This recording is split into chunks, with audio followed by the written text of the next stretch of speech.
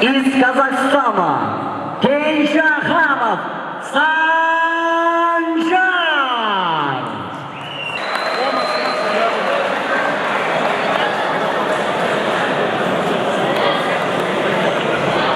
А его соперник из Узбекистана Нуфтилаев Азамат.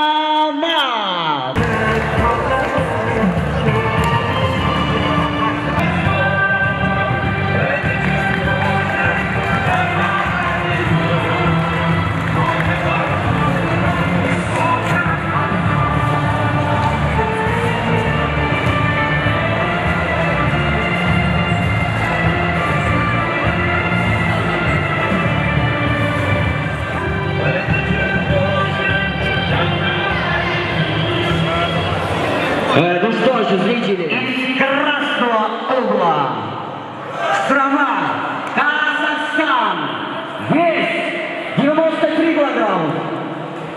Кенжаханов Санжар.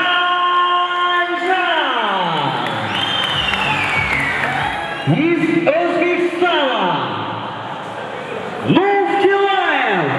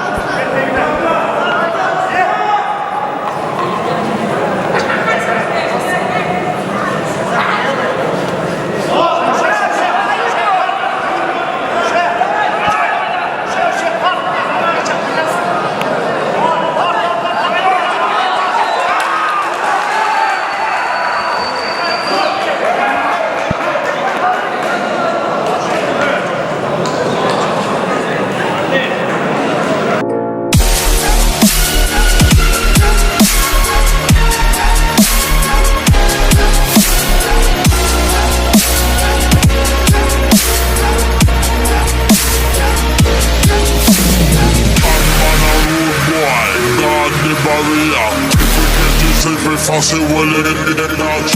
I'm on a rude boy, God the barrier. We can't use it for fancy willing in the notch. I'm on a rude boy, God the barrier.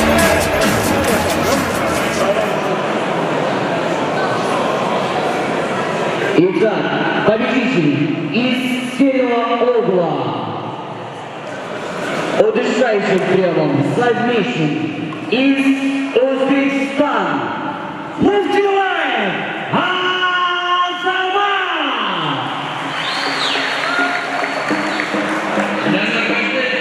Аплодисменты. Ассаламу алейкум, Кыргызстан!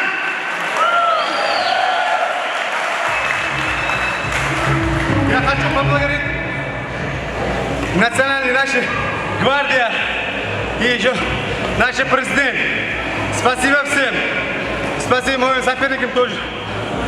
Музафар Ака, он мне тоже хороший помогает.